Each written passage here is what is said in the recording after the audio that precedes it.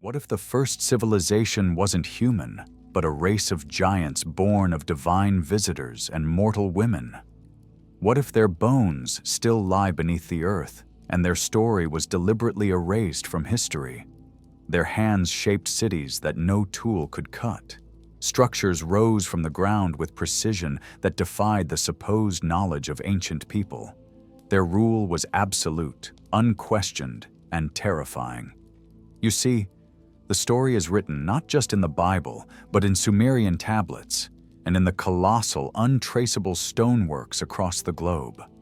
For centuries, scholars dismissed the Nephilim as mythology, ancient tales spun by Bronze Age peoples trying to explain the inexplicable. But what if we're looking at this backward? What if the myths were memory and the impossible structures scattered across every continent are not the product of human ingenuity, but the legacy of something far older?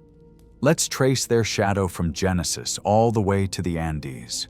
Welcome to Sleep Mysteries, where hidden history meets your bedtime. Tonight, we ask, what if the Nephilim giants ruled the earth before the flood?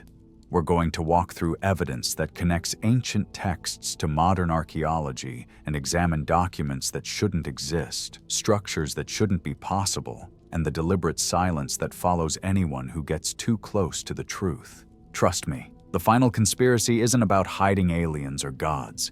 It's about concealing our own magnificent, unsettling heritage.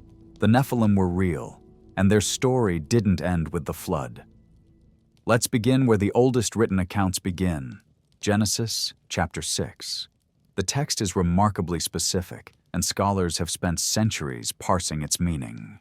It reads, "The sons of God saw that the daughters of men were beautiful, and they took as wives all whom they chose." Now, who are these sons of God? The Hebrew text uses the term Bene Elohim, literally the sons of the divine. But there's another name for them that appears in the apocryphal book of Enoch, the Watchers, or in some texts, the Grigori. These beings were not human. They were celestial entities, angelic in nature, assigned to observe humanity from the heavens. Scholar Margaret Barker, who has spent her career examining ancient Jewish texts and their pre-Christian contexts, argues that the Watchers were originally tasked with guiding human civilization toward righteousness. They were supposed to remain separate, observers only, guardians positioned at the boundaries between the celestial realm and the earthly plane. But something changed fundamentally in their purpose and their allegiance. According to the Book of Enoch, these beings held a council. They gathered in secret, far from the sight of other celestial entities and the divine authorities that govern them, and they made a pact, a binding oath that would alter the course of human history forever. They would descend, they would reveal themselves, they would mingle with the daughters of men. This wasn't a random act of rebellion, it was coordinated, deliberate, and executed with purpose. The text describes 200 watchers who participated in this oath. 200 beings of celestial origin, all in agreement that they would violate the boundaries between heaven and earth. The children born from these unions were called the Nephilim. The word itself comes from the Hebrew root naphal, meaning to fall. They were the fallen ones, offspring of the celestial and the terrestrial, products of a union that should never have occurred. Genesis 6:4 describes them with striking simplicity. Mighty men which were of old, men of renown. But here's what's striking about the language used. The text doesn't just say they were tall or strong, it says they were gibber, mighty in strength, yes, but also mighty in influence, in authority, in dominion. They were born into a world of mortal humans and immediately rose to supremacy. There was no gradual ascent to power, no struggle for dominance. Their supremacy was instantaneous, as if they were designed from birth for rule and conquest. The Book of Enoch goes further, describing the Watchers' physical appearance in meticulous detail. It speaks of beings with bodies that seemed almost humanoid in structure, yet unmistakably other in their fundamental nature. They were taller than humans by a significant margin. stronger in ways that transcended simple muscular development. They possessed an aura of presence that struck fear into the hearts of men who encountered them. And they weren't alone. They came in organized numbers, suggesting not isolated incidents of rebellion, but a coordinated military-style descent. The specific location mentioned in the texts is Mount Hermon, a site that still exists today on the Lebanon-Syria border. This wasn't chosen randomly. According to the texts, the Watchers selected this mountain as their gathering place specifically because it was a threshold, a place where the celestial and terrestrial realms seemed to touch. From Mount Hermon, they descended into the valleys and plains where human populations had established themselves. What fascinates researchers like David Childress, who has dedicated decades to studying the interconnections between ancient texts and archaeology, is that this Nephilim narrative appears not only in the Bible. Sumerian clay tablets, among the oldest written documents in human history, describe the Anunnaki, literally, those who came from heaven to earth.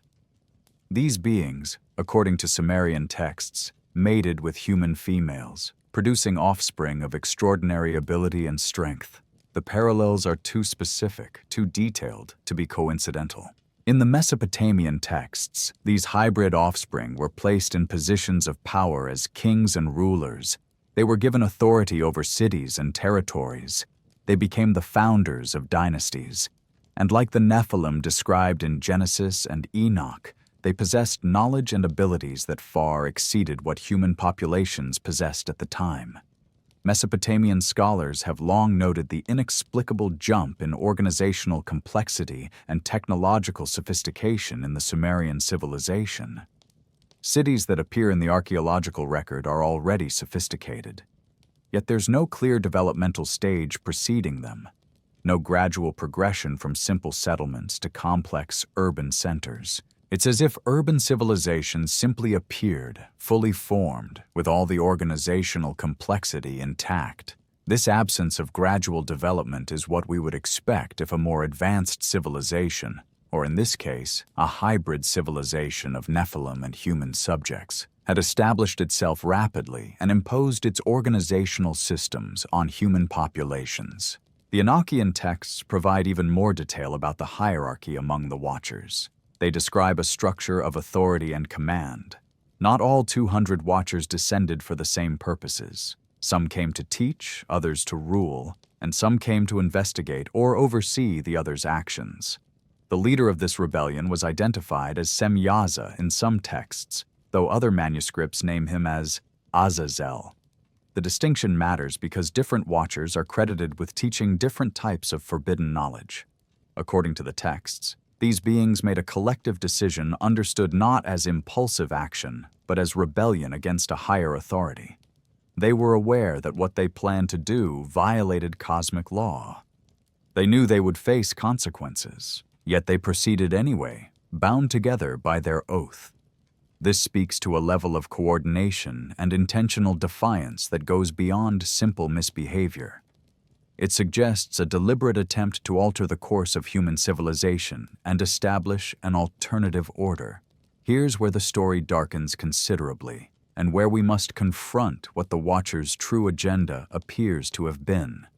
The Book of Enoch is remarkably explicit about what the Watchers taught humanity. It wasn't knowledge offered in benevolence or guidance toward human flourishing. It was knowledge weaponized for control, for dominance, for the establishment of permanent hierarchical structures that would elevate the Nephilim and subordinate humans. Azazel, identified in many texts as the primary rebel among the Watchers, is credited with teaching humanity metallurgy, but not in the simple sense of learning to forge basic tools for agriculture or daily survival. According to Enoch, Azazel taught the art of making weapons of war. He showed humans how to craft swords, shields, and armor on a scale and with a sophistication that had never been conceived of before. He didn't just teach metalworking as a craft. He taught the industrial production of instruments of death. He taught warfare as a systematized discipline. The implications are profound. Before the Watchers' intervention, human warfare may have existed in limited forms. tribal conflicts, ritualized combat, small-scale territorial disputes. But organized, systematic warfare on massive scales, that required knowledge. It required understanding metallurgy at an industrial level. It required knowledge of logistics, supply chains, organization of large bodies of troops. Azazel provided all of this. Another watcher named Semyaza taught what Enoch describes as knowledge related to the movement of celestial bodies, mathematics, and the observation of stars. Yet another watcher taught writing, not just simple pictographic representation, but true written language with grammar and syntax.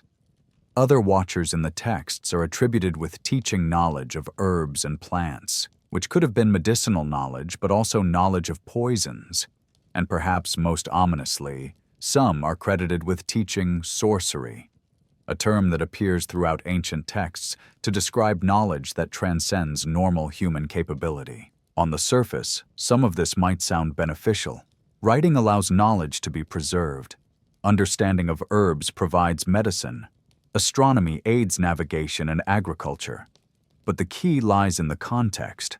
These teachings were given not to autonomous peoples capable of deciding how to use them, but to a population under the dominion of the Nephilim, a population that lacked the framework to make ethical choices about such knowledge, a population that was essentially enslaved. Imagine a world where a technologically advanced civilization suddenly arrives and shares knowledge with a primitive population. Imagine that this knowledge is given not out of benevolence or a desire to elevate human capability, but as a tool of control and domination. The population uses this knowledge in the ways their masters direct them to use it. They build the weapons their masters demand. They perform the astronomical calculations their masters require. They record the edicts and laws of their masters in writing so these could be preserved and distributed. That's what we're looking at in the pre-flood world. The Watchers didn't give humanity knowledge to liberate it. They gave humanity knowledge to make it more useful as a subjugated population. Scholar Derek Gilbert, who has extensively researched the interconnection between ancient texts and technological advancement, points out that the sudden emergence of sophisticated metallurgy in the archaeological record doesn't fit the gradual technological advancement model that conventional archaeologists typically propose.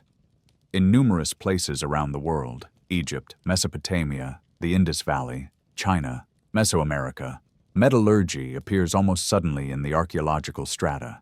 There's no clear developmental stage with primitive metalworking techniques gradually becoming more sophisticated. Instead, the first evidence of metallurgy shows already developed techniques. This pattern is what we would expect if someone taught metallurgy to human populations rather than humanity slowly discovering it through trial and error over centuries. Trial and error produces gradual refinement. Direct instruction produces capability appearing seemingly overnight. The Nephilim didn't just rule through physical dominance, though that was certainly a factor. They ruled through technological supremacy.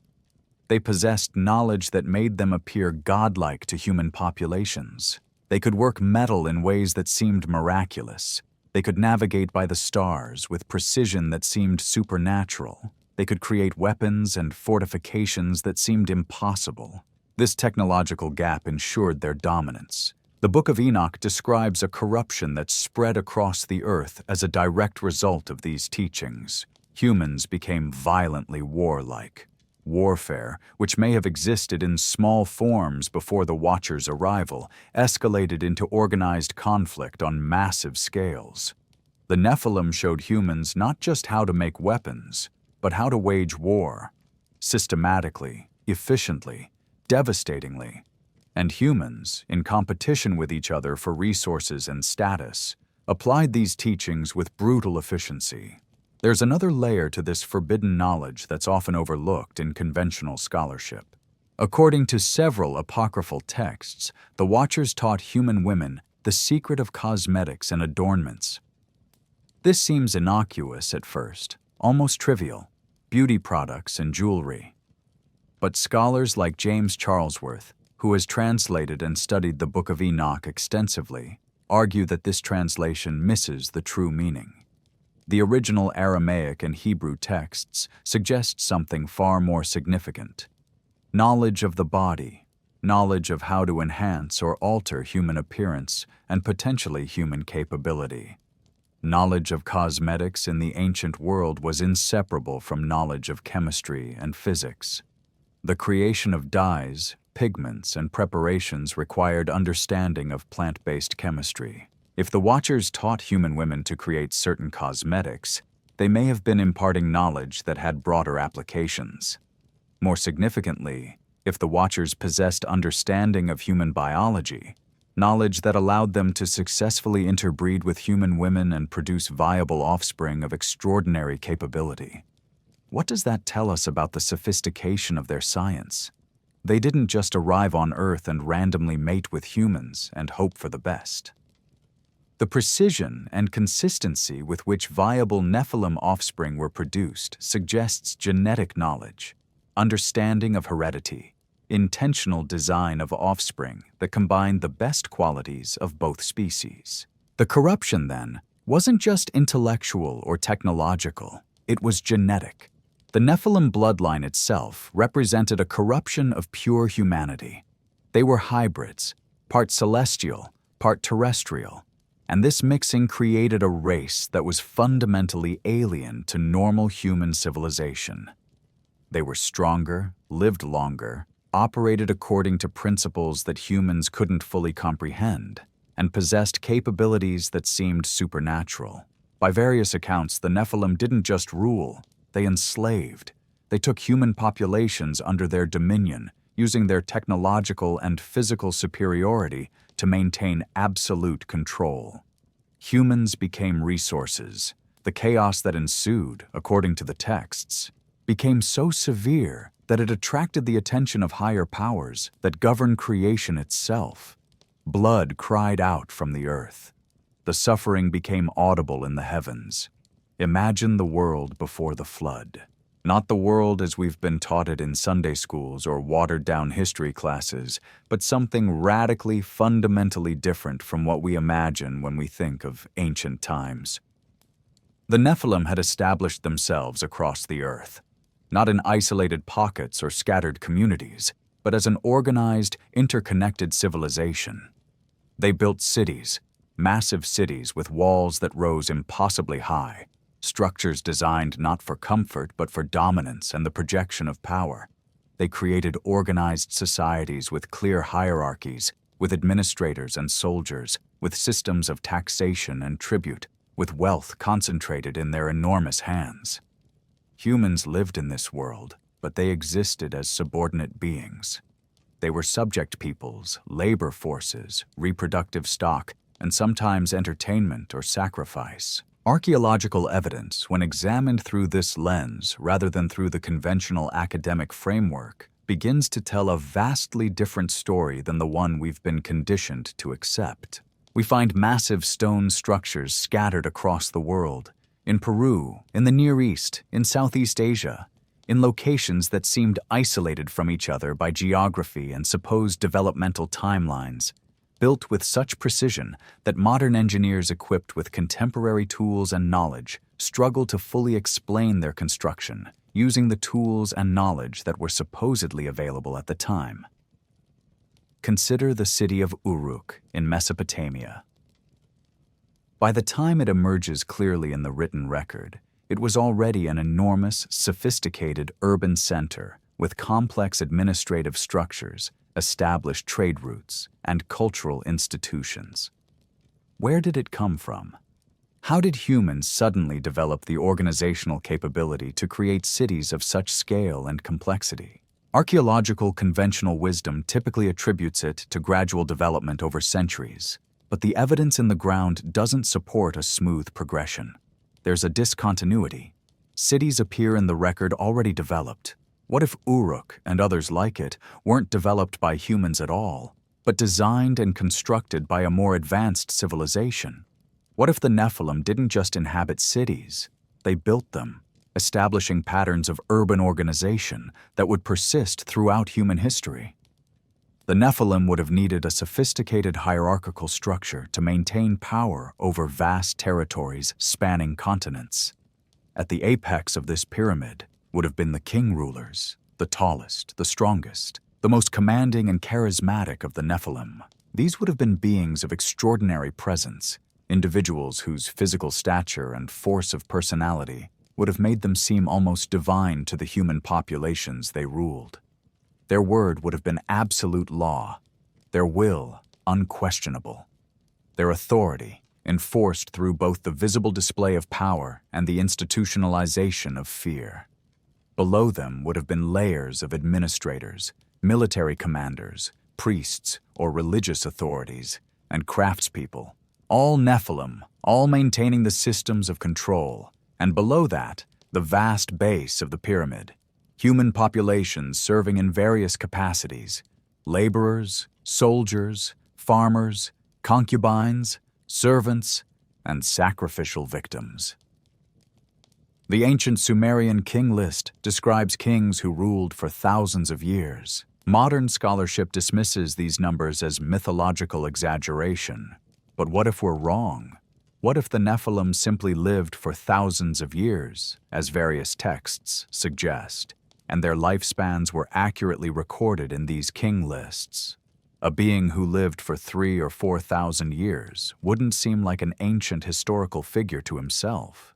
He would remember events that seemed recent even if they occurred centuries in the past from a human perspective.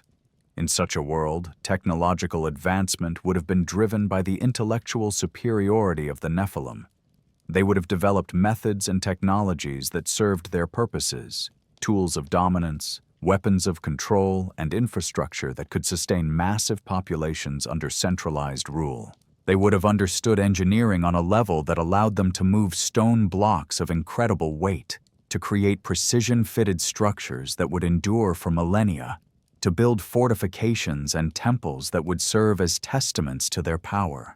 The women of this world, the human women, would have existed in a state of subjugation.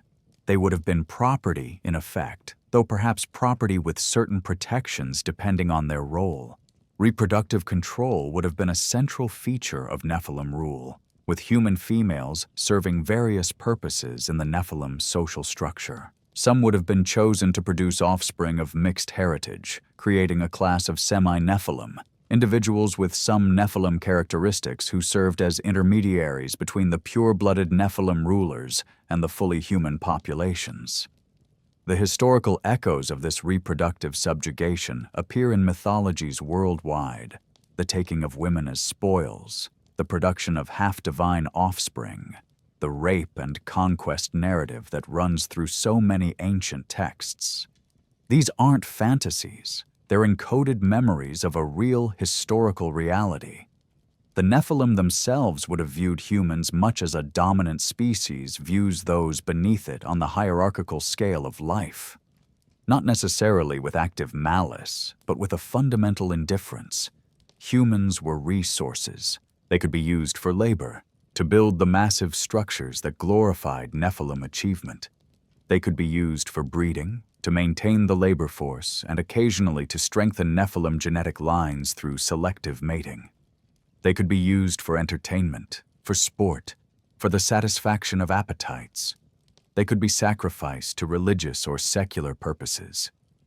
The concept of universal human rights, of inherent dignity in all human beings, would have been utterly foreign to a civilization built on hierarchy and physical dominance. According to the Enochian texts, the moral decay that spread across the earth during the pre-flood era was catastrophic. Violence was everywhere. Not organized warfare alone, but casual cruelty, systematic torture, cannibalism, and every form of violation and degradation that humans could inflict on each other. The Nephilim had shown humans how to wage organized war, and humans had proven to be apt pupils.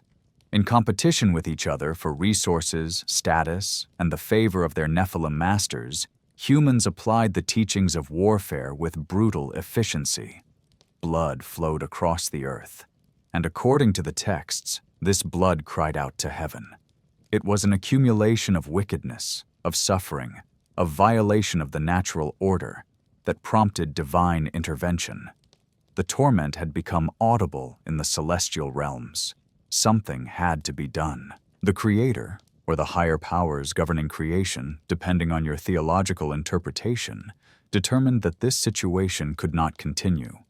The Nephilim had corrupted the world fundamentally. They had corrupted the human population they ruled over, teaching them violence and domination.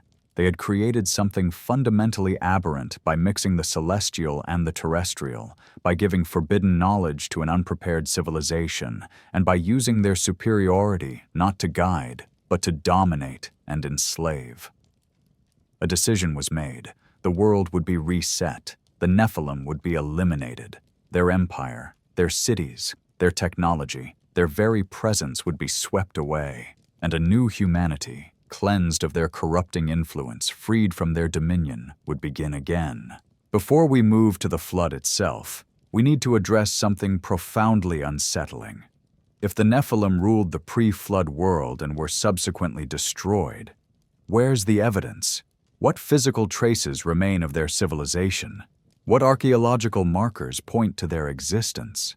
This is where archaeology becomes genuinely disturbing to the conventional narrative. Across the Near East, in the Levant, in Mesopotamia, in the regions surrounding the Mediterranean, and indeed across the entire world, we find structures that fundamentally defy conventional academic explanation. These are not the graceful monuments of classical civilizations like Greece or Rome. They are brutal, massive, and seemingly built without regard for the aesthetic principles or decorative traditions that typically govern human architecture. They exist to demonstrate power, to overwhelm through sheer scale, and to preserve through durability. Take Baalbek in Lebanon. Here we find a temple complex built upon a foundation of stone blocks so enormous that modern machinery struggles to comprehend how they were moved and positioned. The stones of the Grand Terrace at Baalbek are among the largest worked stones known to exist anywhere on Earth. Some of these blocks weigh as much as 800 tons, equivalent to the weight of 150 large African elephants. The precision with which they were cut and fitted together is extraordinary. There are no gaps between them. No mortar was used to hold them together.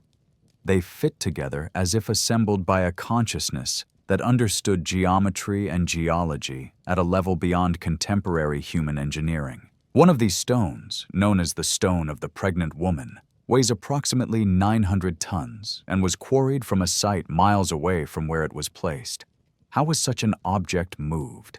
Modern engineers, using contemporary equipment, would require sophisticated machinery and precise planning to accomplish this feat. Yet there's no evidence of such machinery in the archaeological record from the period when Baalbek was supposedly built. Engineers and archaeologists who have studied Baalbek over the decades have proposed various theories to explain its construction, but none of them are entirely satisfactory or universally accepted.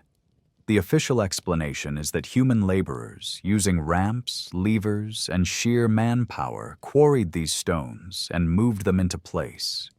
But when you perform the calculations, when you determine how many workers would be needed, what the logistics of moving such massive objects would entail, how long such a project would take, and what the tools and technology required would have to be, you're left with something that doesn't quite add up. The numbers strain credibility. The timelines seem impossibly compressed. Then there are the walls of ancient cities, Jericho, for instance, and cities throughout the Levant. Archaeological excavation reveals that these cities were rebuilt repeatedly, layer upon layer of civilization, each built on top of the ruins of the one before. But examining these layers reveals a counterintuitive pattern. The lowest layers, the oldest structures, are often the most sophisticated. The masonry is more precise, the engineering is more advanced, the scale of construction is more ambitious. And as you move up through the layers toward more recent times, the quality of construction actually decreases. The stonework becomes less precise, the architectural planning becomes less ambitious, the engineering becomes less sophisticated. This pattern is the exact opposite of what we would expect if human technological advancement was gradual and cumulative. We expect earlier humans to build crudely and later humans to build with greater sophistication. But the archaeological evidence shows the reverse. It suggests that the oldest cities were built by someone who knew what they were doing on a level that subsequent human civilizations could understand but could not replicate. They inherited the knowledge to some degree, but they didn't possess the original sophistication of design and execution. Researcher Graham Hancock, who has spent decades documenting what's known as Cyclopean masonry, massive stonework built with such precision that it clearly required advanced knowledge, has compiled evidence of these structures across the globe. They're found not just in the Near East, but in Peru at Tiwanaku and Machu Picchu, in Southeast Asia at Angkor Wat and related sites, in the South Pacific on Easter Island and other locations, in Mesoamerica in various pre-Columbian sites. The consistency of this architectural style across vastly different geographic regions and supposedly isolated civilizations that had no contact with each other is striking. The techniques are similar. The use of massive stone blocks, the precision fitting, the apparent lack of mortar, the sheer scale designed to dominate the landscape. It suggests not multiple parallel developments by different civilizations, but a common origin. A civilization that spanned the globe, a knowledge base that was shared across enormous distances. The quarries where these massive stones were cut are often located miles away from the structures where the stones were used. How were they transported across such distances? The tool marks on the stones themselves are sometimes as mysterious as the stones themselves. Some show evidence of being cut with such precision and uniformity that would require tools harder than the stones being worked. Tools like diamond, or materials equally exotic and difficult to produce. The conventional archaeological narrative struggles with these sites.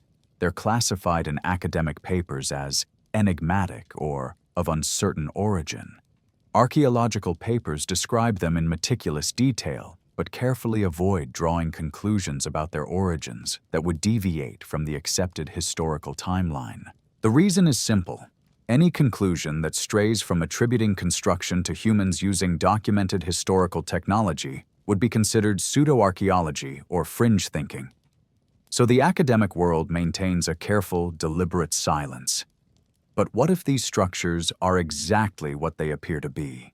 Evidence of a civilization with advanced knowledge and capability that surpasses what we typically attribute to ancient humans. What if the Nephilim didn't just rule the earth? They reshaped it according to their vision. They built cities and fortifications that would outlast them. They created monuments to their dominion that would remain standing long after they were gone, mutely testifying to their presence and their power. The temples and structures attributed to the Nephilim in the ancient texts would have been impressive beyond measure. They would have been built to last eternally, or as close to eternally as stone and engineering could achieve. And some of them, it seems, did endure. They survived the flood. They survived the passage of thousands of years. And they still stand today, mutely testifying to an ancient achievement that modern archaeology struggles to categorize or explain. If you're still here listening, leave a like so we know you're following along, and stay with me as we step into the next part of our journey. The decision to flood the earth wasn't arbitrary or spontaneous. According to the texts we've examined, it was deliberately planned, intentionally executed, and absolute in its purpose. Genetic and historical cleansing on a global scale. The biblical account in Genesis states that God saw the wickedness on earth and determined that all flesh had become corrupt. But the Enochian texts are more specific in their language. They describe the Watchers and their offspring as an abomination, a violation of cosmic law so severe that it couldn't be tolerated. The hybrid nature of the Nephilim represented a transgression of the natural order that had to be undone. They were aberrations that needed to be expunged from creation. The flood, then, wasn't merely punishment for wrongdoing or moral failure. It was a targeted cleansing operation. Its purpose was to eliminate the Nephilim bloodline entirely. to wipe away their civilization completely, to erase the infrastructure of their world, and to reset human civilization to a state where the corruption they had introduced could be purged from the genetic and cultural inheritance of humanity. This distinction is crucial to understanding what occurred. If the purpose was simply to punish human wickedness and reduce human population, there were other mechanisms that could have accomplished this. Plague would have worked. Famine would have worked. Drought, disease, or any number of natural disasters would have served to reduce human population without destroying everything. But instead, a flood of cataclysmic proportions was chosen. Why? Because only a flood of sufficient magnitude would destroy everything comprehensively. A flood would obliterate cities, toppling the massive monuments of Nephilim civilization. It would erase the infrastructure of their world. It would bury evidence under layers of sediment. It would eliminate most of the Nephilim themselves, whose larger physical mass would make survival in a global deluge more difficult. It would be catastrophic on such a scale that subsequent civilizations would struggle to conceive of what had come before, creating a historical break so complete that the pre-flood world would become mythology within a few generations. The geological and archaeological evidence for a massive flood event in the ancient Near East does exist. Layers of sediment appear in excavations at various sites, suggesting that an enormous inundation occurred at some point in the past. The Sumerian king list explicitly describes a great flood that swept across Mesopotamia, dividing the kings who ruled before it from those who ruled after it. Flood narratives appear in the mythologies of cultures across the world, from the Americas to Southeast Asia, to the Pacific Islands, to Africa, to Australia. The sheer ubiquity of flood narratives in human mythology, the consistency of the basic elements across vastly different cultures, strongly suggests that a real catastrophic event was encoded in human memory and passed down through generations as story and mythology. But consider the specific targeting of this flood. If its purpose was to cleanse the earth of the Nephilim and their corruption, it would need to be comprehensive. The Nephilim didn't rule in just one location. Their settlements, their dynasties, their genetic legacy were distributed across multiple continents. Their knowledge and technological infrastructure spanned the globe. All of it would need to be swept away for the cleansing to be effective. A regional flood confined to Mesopotamia wouldn't suffice. A local inundation affecting only one area would be insufficient. The flood needed to be global in scale. There are researchers who suggest that the flood coincided with some kind of cosmic event, an impact perhaps, or a gravitational anomaly that disrupted the water cycle on a planetary level. Ancient texts sometimes hint at celestial involvement. The fountains of the great deep bursting forth, the windows of heaven opening.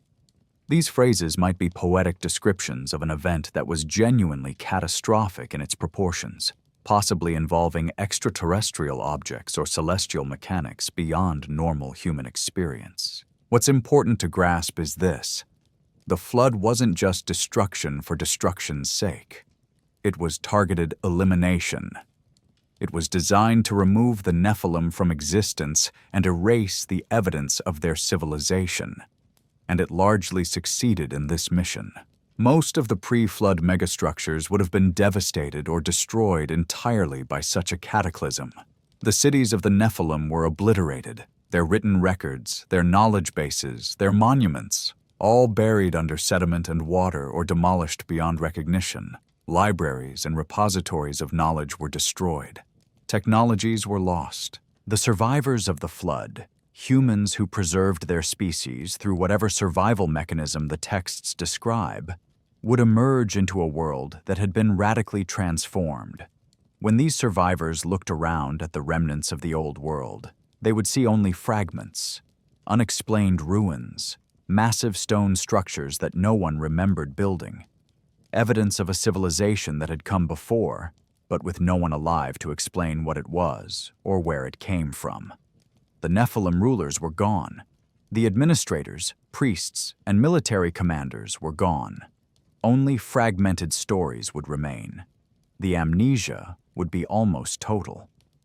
Within a few generations, the pre-flood world would become mythology, then legend, then fragments of story passed down through oral tradition. The truth would be obscured by time and the fog of catastrophe. And what remained of Nephilim technology, Nephilim knowledge, or Nephilim genetic material would become something to be hidden, suppressed, or simply forgotten. Here's the question that has puzzled biblical scholars for centuries. If the Nephilim were destroyed in the flood, if they were supposed to be eliminated completely, how do they appear again in the post-flood texts? The Bible is explicit on this point. After the flood account concludes and the immediate aftermath is described, we encounter giants again. Nephilim emerge in Canaan when the Israelites arrive there centuries later. The text in Numbers 13:33 states, "There we saw the Nephilim, the sons of Anak come from the Nephilim, and we seemed to ourselves like grasshoppers, and so we seemed to them." This is described not as a creation or a birth, but as a discovery. The Nephilim were already there when the Israelites arrived in Canaan. They hadn't been born anew in the intervening centuries. They had been present, presumably, the entire time. The Hebrew spies who saw them recognized them as Nephilim, the same beings described in the pre-flood texts. How did they survive the flood? There are two major theories that emerge from careful examination of the texts and scholarly debate. The first theory involves a second incursion of the Watchers, a new descent of celestial beings after the flood had receded. According to this interpretation, the original Watchers who descended to earth prior to the flood were punished for their transgression. Various apocryphal texts describe these beings as imprisoned in various celestial locations, bound in chains, held in specific regions between heaven and earth, or confined in dimensional spaces that keep them separated from normal creation. But other Watchers, or perhaps a second coordinated wave of them, descended again after the waters receded. They encountered the post-flood human population and repeated the same pattern that had occurred before, mating with human women, producing Nephilim offspring, and establishing dominion over human populations. This theory suggests that the first descent wasn't an isolated rebellion, but part of a larger agenda. The flood interrupted the mission, but it didn't terminate it. The Watchers adapted their strategy and tried again. This theory is supported by the straightforward reading of certain biblical passages. If giants existed before and after the flood with the same characteristics, the same names, and the same behavioral patterns, and if the texts don't explicitly describe an intermediate period where new giants were somehow miraculously born, then this suggests a continuity of action by the Watchers themselves. They were imprisoned, yes, but perhaps not permanently, or perhaps new contingents of Watchers arrived for the second phase. The second theory is more controversial but equally compelling: genetic survival. This theory proposes that the Nephilim bloodline wasn't completely eradicated by the flood. Instead, it was carried forward through human survivors. Specifically, some interpretations of the texts suggest that Noah's wife or one of his daughters-in-law carried Nephilim genetic material in their cellular structure. This would mean that the Nephilim didn't return to Earth after the flood. They never truly left. They were diluted into the human gene pool but remained present at a genetic level, occasionally manifesting an offspring of unusual size or capability. This theory has profound implications that we'll explore more deeply later. It suggests that the Nephilim aren't a completely separate species from humanity. They're part of our genetic heritage, somewhere in human DNA, deep within the double helix of human chromosomes. The cellular memory of the Watchers persists. And under the right conditions, or through intentional selective breeding, that genetic material could theoretically be reactivated or concentrated, causing it to manifest in recognizable Nephilim characteristics. Scholar I.D.E. Thomas has proposed that the post-flood giants we encounter in the biblical texts, the Anakim, the Rephaim, the Amim, and others, represent either a new wave of Watchers or the emergence of the genetic Nephilim heritage from within the human population. The text itself doesn't clearly indicate which is true, leaving both possibilities open to interpretation. Perhaps both were happening simultaneously. Genetic manifestation of dormant Nephilim DNA occurring in human populations, combined with new watchers arriving and adding their bloodline to what was already present. What's significant and striking is that the post-flood Nephilim possessed the same characteristics as their pre-flood counterparts. They were physically imposing, possessing size and strength far beyond normal humans. They were organized into dynasties and kingdoms with clear succession and administrative structures. They had knowledge and capabilities that humans didn't possess. Technological knowledge, possibly astronomical knowledge, knowledge of construction and engineering. They maintained a position of dominance over human populations, ruling certain territories and demanding tribute. And once again, this dominance prompted conflict and ultimately suppression. The Nephilim after the flood, however, weren't as ubiquitous or numerous as they had been before. The flood had reduced their numbers severely if they survived through genetics, or perhaps the Watchers arrived in smaller contingents if they came through a second descent. But they were present. They ruled territories, they built civilizations or established dynasties, and they represented, once again, a corruption of the natural human trajectory. They were a threat that needed to be addressed. The fact that they needed to be actively hunted and eliminated during the era of ancient Israel, that Samson fought them, that David slew Goliath, that entire military campaigns were waged against giant kingdoms, suggests they were still a serious threat to human populations. They hadn't been weakened into insignificance. They maintained power and the capacity to dominate. They needed to be systematically eliminated. When the Israelites arrived in Canaan, according to the biblical narrative, they discovered a land already inhabited by various populations. Among these inhabitants were giants, tall, powerful, organized into kingdoms and dynasties. These weren't isolated individuals or occasional anomalies. They were systematic, structured peoples with established territories and influence. They had administrative systems and military structures. The biblical texts name several groups of giants with specificity: the Anakim, the Rephaim, the Emim, the Horim, the Amorites, some of whom are described as giants, and others. Each group is associated with specific regions, and occasionally with specific leaders whose names and deeds have survived in the historical record. King Og of Bashan is described with particular specificity and detail that suggests documented fact rather than mythological exaggeration. The text states that his bedstead of iron, was 9 cubits long and 4 cubits wide. A cubit is approximately 18 inches in length. That would make Og's bed approximately 13.5 feet long and 6 feet wide. This isn't just describing a tall man. This is describing someone who would have been radically larger than any normal human being.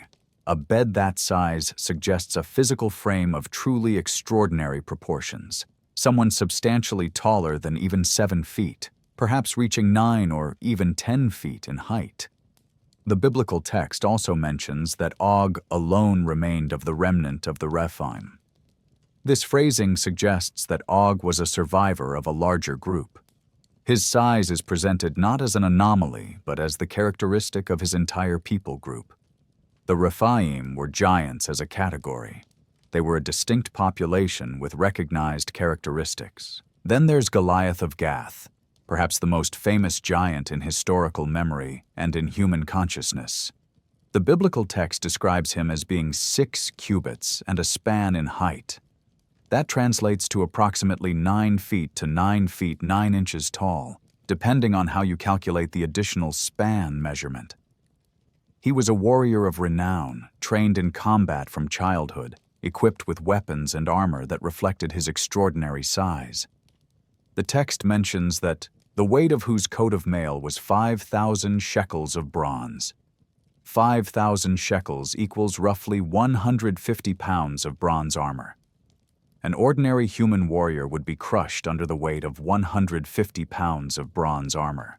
The logistics alone, the balance, the movement, the strain on joints and spine, would be impossible for a normal human. But Goliath wore this armor casually, suggesting his physical frame could not only carry such weight, but move with agility and force under that burden. His strength was proportional to his size in a way that transcends normal human physiology. These aren't mythological exaggerations or poetic embellishments. The specificity of the measurements, the precision of the details, and the matter-of-fact way they're recorded in the texts suggest someone documenting actual events rather than spinning tales, someone recording the characteristics of beings that were genuinely anomalous, beings whose size and capabilities were remarkable enough to be worth recording for posterity. What's crucial is that these giants were organized. They had kings and recognized leaders. They had territories they controlled and defended. They had military structures and armies. They had societies and systems of governance. And when the Israelites arrived in Canaan, the conflict with these giants became one of the defining narratives of the conquest of the land. The war against the Anakim wasn't a side note or a minor conflict in the larger narrative. It was central to the Israelite expansion into Canaan. Joshua's military campaigns specifically targeted giant populations. The biblical account describes the complete extermination of certain groups, a genocidal campaign by any modern measure, but described in the texts as a necessary elimination of a threat. And the language used to describe this conflict is revealing and consistent. The giants are portrayed not just as military enemies to be defeated, but as aberrations, things that violated the natural order. Their very existence is treated as fundamentally wrong, as something that needed to be removed from the land. It's identical to the language used to describe the pre-flood Nephilim, creatures whose existence itself violated natural law and cosmic order. This pattern, the Nephilim appearing, establishing dominance, spreading across territories, organizing into kingdoms, and then being systematically hunted and eliminated, repeats across biblical history. It's cyclical: suppression and defeat, survival in hidden form, resurgence and return, renewed conflict, elimination again, over and over again. Some researchers, like Michael Heiser, who has devoted his career to studying the biblical texts with careful scholarly attention, argue that this cycle wasn't accidental or random. It suggests an ongoing genetic and spiritual war. The Nephilim weren't just random giants who happened to be tall. They were the expression of a bloodline, a genetic inheritance that carried something fundamentally alien, fundamentally other to humanity, and forces arrayed against them, represented in the texts as the God of Israel and his agents, were engaged in a systematic effort to eradicate this bloodline from the earth. The elimination of the post-flood giants in Canaan wasn't the end of their story, however. It was simply the end of their overt, documented presence in the historical and biblical record. But as we'll examine in depth, their legacy, genetic, cultural, and technological, would persist in ways both visible and deeply hidden from conventional awareness. Now we arrive at one of the most controversial and intriguing aspects of this entire narrative. Evidence suggests that giants existed in the Americas, and that their remains were systematically collected and made to disappear through institutional processes. Starting in the 1800s, newspapers across North America began publishing reports of unusual discoveries. Burial mounds were being excavated by settlers, farmers, and amateur archaeologists, and with alarming frequency, they contained skeletal remains of enormous size. We're not talking about 6-foot-tall individuals or people at the extreme upper end of normal human height variation. We're talking about skeletons measuring 8, 9, even 10 feet in length. Some reports described remains of individuals weighing hundreds of pounds more than any normal human. The Hopewell Mounds of Ohio produced particularly remarkable findings. Archaeological excavations uncovered skeletal remains that were consistently larger than normal human dimensions. The finds were documented, measured, and reported in local newspapers. The Cincinnati Enquirer, the Cleveland Plain Dealer, and other regional publications carried detailed stories of these discoveries. The artifacts were sometimes photographed. Detailed measurements were published. Sketches and diagrams showed the relative proportions of the giant skeletons compared to normal human skeletons. Similar discoveries were reported from burial mounds throughout the Midwest and South. The Grave Creek Mound in West Virginia produced giant remains. Mounds in Tennessee, Kentucky, and other states yielded skeletons of unusual size. Lovelock Cave in Nevada contained remains and artifacts that suggested habitation by beings of unusual proportions. The pattern was consistent across regions and time periods. Giant skeletons in burial mounds, unusual artifacts, signs of advanced knowledge or sophistication. Then, mysteriously, many of these remains disappeared. They vanished from local museums and private collections. They disappeared from institutions that were supposed to preserve archaeological findings. They vanished into institutional collections, never to be studied or verified again by independent researchers. Some were allegedly sent to the Smithsonian Institution in Washington, D.C., where they allegedly vanished into storage, were destroyed, or were deliberately hidden from public and scholarly access. This is where the narrative becomes deeply unsettling because it involves institutional involvement at the highest levels. The Smithsonian Institution is not a marginal organization. It's the primary repository for American archaeological and anthropological artifacts. It's the most prestigious and influential such institution in the United States. If remains arrived at the Smithsonian and subsequently disappeared, that disappearance would require institutional decisions and coordination at multiple levels of the organization. Various theories attempt to explain this phenomenon. Some suggest that the remains were destroyed because they contradicted the accepted evolutionary timeline for human habitation in the Americas. If giants were present in North America centuries or millennia ago, that would suggest a different narrative for American prehistory than the one that had been established by academic consensus. It would suggest either that humans evolved to giant size in the Americas independently, unlikely, or that giants arrived from elsewhere, which would contradict the accepted model of human migration to the Americas. Others propose that the remains were hidden because their size and characteristics suggested non-human or hybrid origins.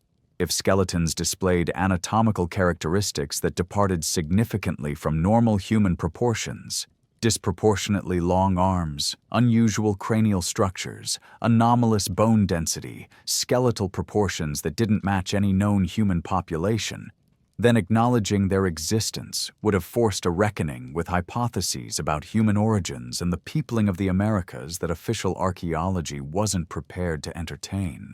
Researcher David Hatcher Childress has documented newspaper accounts and early archaeological records detailing these discoveries. The evidence is fragmented but consistent. Small-town papers across the American Midwest and South published accounts of giant skeletal remains being discovered in burial mounds. These discoveries were sometimes illustrated with diagrams showing the relative size of the remains compared to normal human skeletons. The details were specific: measurements, locations, descriptions of associated artifacts. Lovelock Cave in Nevada is particularly significant. Archaeological excavations there uncovered remains and artifacts that suggested habitation by beings of unusual size. The cave also contained artifacts of an unusual nature: woven textiles with sophisticated geometric patterns and designs that seemed far more advanced than what was supposed to exist in North America at the time period indicated by standard archaeological dating. The remains disappeared. The artifacts were scattered. The site's history was obscured. The disappearance of these remains, whether through institutional collection, deliberate destruction, or relegation to secure storage that's inaccessible to independent researchers, created a void in the archaeological record. Subsequent researchers couldn't examine the originals. The chain of custody was broken. The findings could be questioned, dismissed, or relegated to the category of unverified claims from the 1800s. The stories of amateur archaeologists without formal training rather than documented scientific findings. This is precisely what happened. Modern archaeology has treated the reports of giant skeletons as folklore, as tall tales spun by settlers with limited understanding of normal human variation. or as exaggerations of discoveries that were actually normal humans of unusual height. The official narrative became that the remains were simply large humans within the normal range of human size variation, and that contemporary reports exaggerated their dimensions through lack of scientific sophistication. But here's the critical question. Why would this systematic disappearance occur if the remains were simply unusually large but normal humans? If they were ordinary anomalies within normal human size variation, they would have been preserved and studied. Archaeological institutions preserve unusual specimens precisely because they're interesting and valuable to science. Instead, these remains were spirited away. The alternative explanation is that the remains displayed characteristics that genuinely suggested something other than normal human anatomy. And if that's the case, then the cover-up wasn't accidental or the result of bureaucratic indifference. It was coordinated, institutional, and intentional. This brings us to the most unsettling theory in this entire narrative. It requires us to consider a possibility that challenges fundamental assumptions about human nature and human history. It demands that we entertain the proposition that the Nephilim didn't disappear. They were never fully eradicated, and their genetic legacy remains embedded within the human genome, dormant but present, waiting for the right conditions to manifest. Remember the second theory we discussed earlier about how the Nephilim survived the flood? The genetic survival model suggested that Nephilim DNA was carried through Noah's descendants and distributed throughout humanity. What if that model is correct? What if it has implications that extend far beyond the ancient world? If Nephilim DNA persists in human populations, if it was carried through Noah's descendants after the flood and distributed throughout humanity over subsequent generations, then it exists somewhere in the genetic material of modern humans. It would be diluted in most cases, recessive in its expression, but present. The gene sequences would be there, encoded in the nucleotide pairs, waiting. And under the right conditions, under specific circumstances, it could theoretically be reactivated or concentrated through selective breeding and genetic mechanisms. This opens a disturbing possibility. Certain individuals throughout history might represent spontaneous resurgences of Nephilim characteristics, individuals with unusual physical capabilities that exceed normal human potential, people with exceptional intelligence or charisma that seems almost supernatural, beings who seem to possess abilities that transcended normal human limitations, leaders who could command absolute loyalty and obedience from masses of people. Could these have been instances where the dormant genetic material activated? Could certain individuals who shaped history, great military leaders, powerful emperors, charismatic religious figures, have been carriers of unusually high concentrations of Nephilim DNA? Could their exceptional capabilities be explained not by environment or training alone, but by genetic inheritance that elevated them above normal humanity? Some researchers and theologians have extended this theory into prophetic territory, drawing connections between the Nephilim legacy and end times theology.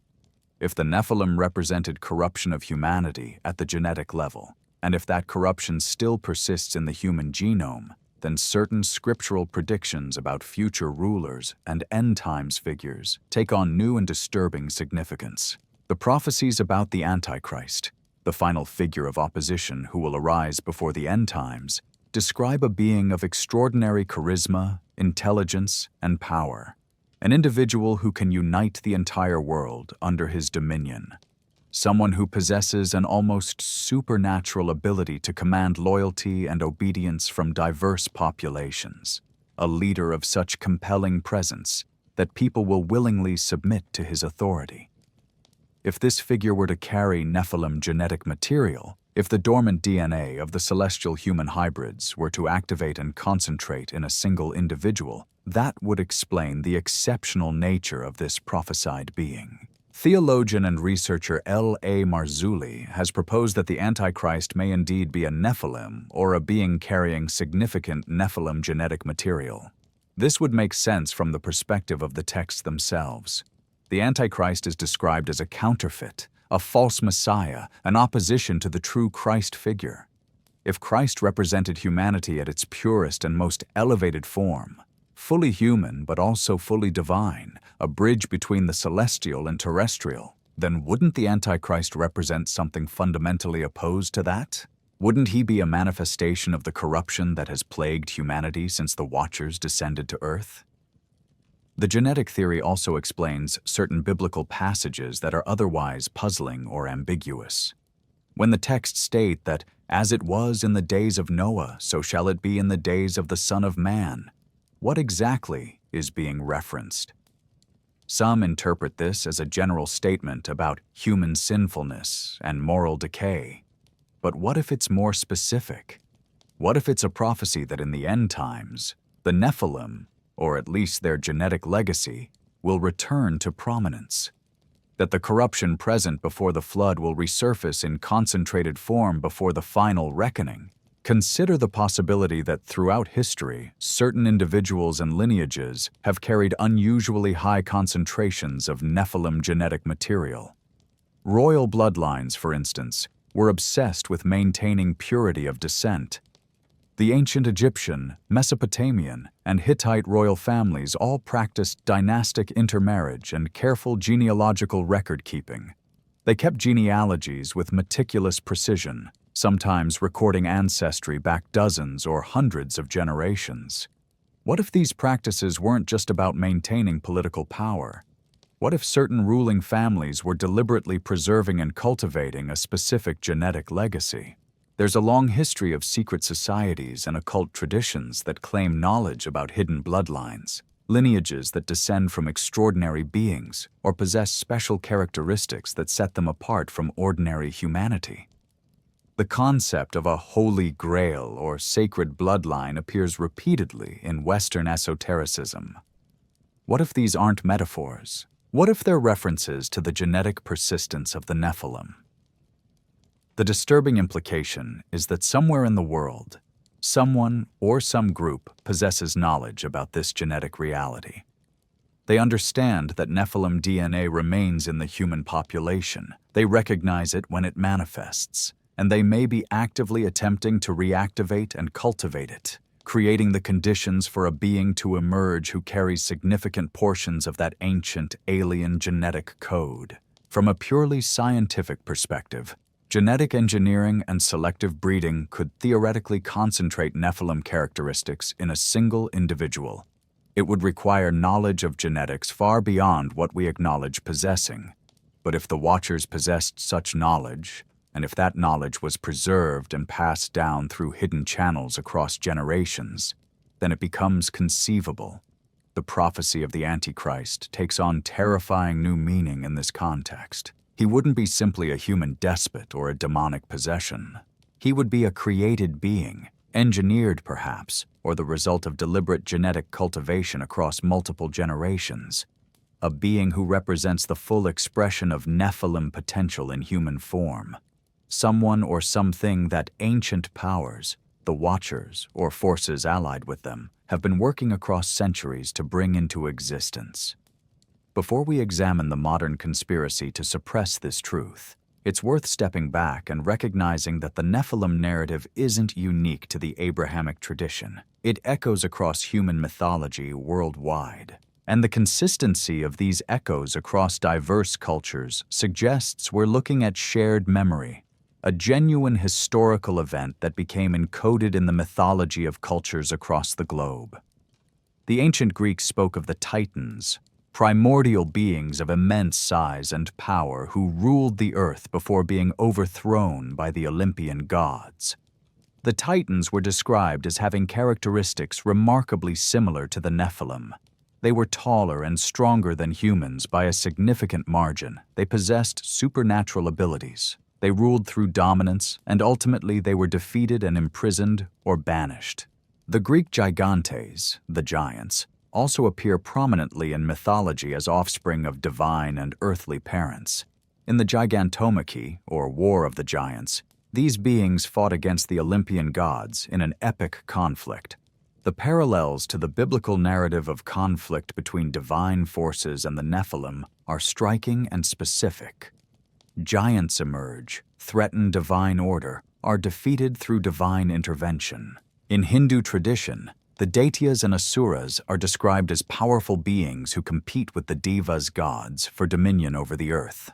The Daityas are frequently depicted as giants of immense size and power, possessing strength and knowledge that elevate them above human beings.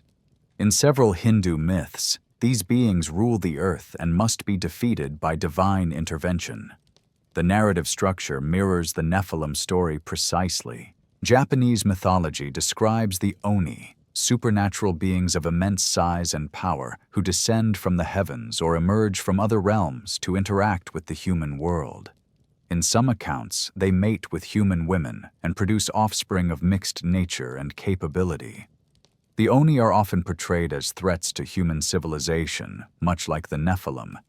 They're described as possessing knowledge and abilities that transcend normal human capability. Mesoamerican cultures possessed myths of celestial beings and the Anunnaki, who descended to Earth and interacted with human populations.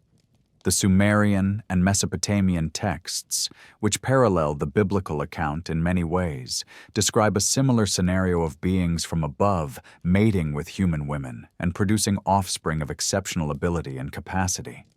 The consistency of this narrative across such diverse cultures that had no documented direct contact with each other at the time these myths were being recorded, cultures separated by vast geographic distances and different linguistic traditions, is remarkable and compelling. It's too specific, too detailed, and too universal to be coincidental. It suggests that all these mythologies are encoding the same historical reality. A time when a superior race of beings ruled the earth, when they mated with humans and produced hybrid offspring, and when they were ultimately defeated or removed from power. What's particularly striking is that in nearly all these traditions, the giants or the hybrid beings are portrayed as threats rather than benefactors. They're not celebrated as wise teachers or benevolent guides. They're depicted as dangers that needed to be overcome, as threats to human autonomy and cosmic order. This consistent negative portrayal across cultures separated by thousands of miles and thousands of years suggests that humanity remembered the Nephilim not as saviors or benefactors, but as oppressors and corruptors. Anthropologist and researcher Erich von Däniken, in his exploration of ancient mythology and archaeology, proposed that the consistent appearance of giant beings and celestial visitors in mythologies worldwide suggests a genuine historical event. While he attributed it to extraterrestrial visitation, the parallel is intriguing. Multiple independent cultures maintaining nearly identical narratives about the same type of event across millennia. The fact that the subsequent civilizations, the Greeks, the Romans, the Hindus, the cultures of Mesoamerica, the cultures of Asia and the Pacific, all encoded this Nephilim narrative into their foundational mythologies suggests that these weren't just scattered legends or isolated stories. They were the cultural memory of a genuine historical catastrophe, a real conflict between an established order and forces of overwhelming power. The memory persisted through generations, transformed into the language of myth and metaphor, but fundamentally accurate in its core elements. This is what makes the suppression of the Nephilim narrative so consequential and so revealing. If the truth were known and acknowledged, if it were openly accepted that the Nephilim existed, that they ruled, and that their genetic legacy persists, then the mythological traditions of virtually every human culture would suddenly cohere around a single, extraordinary historical reality. The veils would be lifted. The fragmented stories would resolve into a unified truth. The mythology would become history, and that truth would be that humanity didn't arise independently and develop civilization through its own ingenuity alone. Humanity's trajectory was shaped, influenced, and at crucial moments, dominated by an external force. We are not the simple products of gradual evolutionary advancement. We are hybrid beings, the descendants of unions between celestial watchers and terrestrial humans. And we carry within us the genetic legacy of that mixing. So why suppress this narrative? Why has the truth about the Nephilim been systematically concealed across centuries and across multiple cultures? What power or motivation could coordinate such comprehensive suppression? The surface answer seems straightforward: institutional control and the maintenance of established narratives. The established powers, whether religious institutions, academic establishments, governmental authorities, or the combination of all three, have a vested interest in maintaining a specific version of history, a version in which humanity developed gradually and independently, in which we represent the pinnacle of creation or the products of natural selection. Any narrative that contradicts this comfortable, flattering story threatens the foundations of institutional legitimacy and institutional authority. But there's something deeper at work, something more fundamental that drives the suppression. The Nephilim narrative, if acknowledged and accepted, would shatter the human-centric worldview that underlies modern civilization. We have constructed a narrative that places humanity at the apex of creation, that describes our rise as the result of our own intelligence and effort, and that asserts we are fundamentally in control of our own destiny. The idea that our existence is the result of an encounter between celestial beings and our ancestors, that we are, in essence, hybrid creatures created through an act that some would call corruption or violation, is deeply humiliating. It's this humiliation that's at the core of the suppression. Not fear of alien contact or divine beings, but fear of admitting that humanity's heritage is more complicated, more questionable, and more dependent on outside intervention than we would like to acknowledge. We prefer to believe that we evolved independently, that we built our civilizations through our own efforts, that we are masters of our own fate. If the Nephilim existed and ruled the earth, then human civilization didn't develop organically or independently. It developed under domination. It developed as a subordinate civilization subject to a superior power.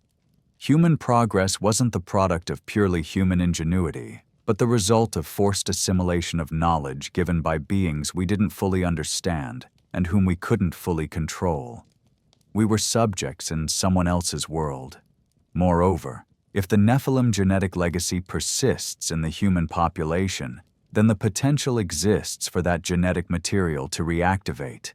That possibility opens the door to questions about bloodlines, about whether certain people might carry higher concentrations of Nephilim DNA, about whether there could be hidden groups or families with this genetic inheritance. It raises the specter of genetic inequality among humans. This possibility, if fully acknowledged, would upend social structures and the egalitarian principles on which modern democracies claim to be founded. It would suggest that humanity isn't equal at the genetic level, that some bloodlines carry an inheritance the rest of us don't, that there could be beings among us who are fundamentally different, genetically superior, or at least genetically other. The suppression of the Nephilim narrative protects a myth, and it is a myth. The myth that all humans are essentially the same, that our differences are superficial and environmental, and that we're all equally the products of the same evolutionary process. It allows us to maintain a framework in which human equality makes sense and has a biological basis. But here's where it becomes truly dark and truly consequential. What if certain people have always known about the Nephilim? What if there are individuals, families, or organizations that possess knowledge about the genetic reality and have been deliberately cultivating and preserving it? The history of secret societies, mystery schools, and occult traditions is filled with references to hidden knowledge, knowledge that's supposed to be restricted to initiates. The Freemasons, the Rosicrucians, the various Hermetic and esoteric traditions, all of them claim to possess knowledge that's hidden from the masses. What if that knowledge is, in part, the truth about the Nephilim? What if certain elite groups have always known about the genetic legacy and have been working to either suppress it or, conversely, to cultivate and develop it? This would explain the obsession that royal families and ruling elites have shown throughout history with bloodlines and genealogy. It would explain the practice of arranged marriages within elite circles and the careful control of who could mate with whom. It would explain the existence of hidden societies and the enforcement of secrecy about certain traditions and practices. From this perspective, the suppression of the Nephilim narrative isn't accidental or the result of innocent scholarly disagreement. It's intentional. It's part of a coordinated effort to maintain control over knowledge that could fundamentally alter humanity's understanding of itself. Consider who benefits from the suppression. Those in power benefit from a population that believes it understands its own history. A population that accepts the official narrative is less likely to question why certain individuals or families possess disproportionate power and influence. A population that doesn't know about the Nephilim genetic legacy is unlikely to suspect that certain bloodlines carry something different, something other. The evidence, the megalithic structures, the mythological echoes, the historical references to giants, the archaeological disappearances, the biblical texts, all of this exists in plain sight, but it's fragmented, scattered, and often dismissed as pseudo-archaeology or religious speculation. The narrative itself has been deliberately broken apart so thoroughly that few people can perceive the pattern. This is how the conspiracy works. It doesn't require active suppression of every piece of evidence. It requires maintaining a framework in which the evidence, even when available, doesn't cohere into a coherent narrative. Suppress one piece here, dismiss another there, recontextualize a third piece, and suddenly, the whole remains hidden not because each individual piece is hidden, but because they're prevented from forming a meaningful pattern in human consciousness. We've journeyed through ancient texts and forgotten archaeology. We've traced the shadow of the Nephilim from Genesis through the ancient Near East, across the globe, and into the present day. We've examined evidence that points to an extraordinary historical reality. A race of giants born of celestial visitors and human women ruled the earth before being cleansed from it by a cataclysmic flood. That cleansing wasn't complete. The genetic legacy survived. The knowledge they possessed persisted in fragmented form, and the war against this corruption didn't end with the flood. It continued through the post-flood centuries, manifesting in the conflicts between the Israelites and the giants of Canaan, echoing through the mythologies of every human culture, and ultimately leading to a systematic suppression of the truth. The Nephilim are written into the foundation of human civilization, yet their story has been deliberately broken apart and scattered across disciplines and fields that rarely communicate with each other. We find it encoded in Sumerian tablets, whispered in ancient myths, and preserved, though fragmentary, in biblical texts. We see their handiwork in Cyclopean masonry and megalithic structures that modern engineering struggles to explain. We catch glimpses of their presence in the mysterious disappearance of giant skeletons from North American burial mounds. The conspiracy to suppress this truth is not primarily about hiding the existence of supernatural beings or divine intervention. It's about concealing the nature of humanity itself. It's about maintaining a comfortable narrative in which we are the sole authors of our own story, untouched by forces beyond our comprehension, and fundamentally separate from any hybrid or corrupted legacy. But the truth is far more unsettling and far more profound. We are the descendants of the union between the celestial and the terrestrial. That union produced something that the texts themselves call corruption. And that genetic inheritance, dormant, recessive, but present, remains within us. We carry the Nephilim in our blood. The DNA of the Watchers persists in the human genome. The cyclical pattern is difficult to ignore once you perceive it. The Nephilim rise, they dominate, they corrupt. They are suppressed or eliminated. They survive in hidden form. They return. It happened before the flood. It happened after. And according to prophecy, it will happen again in the end times, in the form of a figure born of that same bloodline, carrying that same genetic corruption, who will unite the world under his dominion. Everything we uncovered tonight points to a single extraordinary conclusion: that human history is not what we've been told. that we are not the independent creators of our own civilization, that a race of giants existed before us, ruled over us, and left behind a genetic legacy that shaped what we became, and that there are those who know this truth and work tirelessly to keep it concealed. The megalithic structures stand as silent testimony to what was built by hands stronger than ours. The mythologies of the world whisper the truth in their consistent narratives, told and retold across cultures that never met. The ancient texts scream it from their pages, preserved by scribes who understood they were recording something vital, and the missing bones, the disappeared artifacts, the institutional silence, all of it speaks to a coordinated effort to keep us from seeing what's plainly written into the history of our world. The Nephilim didn't disappear. They transformed. They merged with humanity, and they wait, perhaps, for the right moment to rise again. If this journey has resonated with you, if you felt the truth in these connections we've traced, leave a like on this video. Subscribe to Sleep Mysteries so you don't miss our next exploration into the hidden history of our world. Share your thoughts in the comments below. What do you think? Did the Nephilim rule before the flood? Are we the descendants of this ancient mixing? What does this mean for humanity's future? The questions we ask tonight in the darkness might reshape how you see the world tomorrow. Until next time, sweet dreams, and keep questioning. Good night.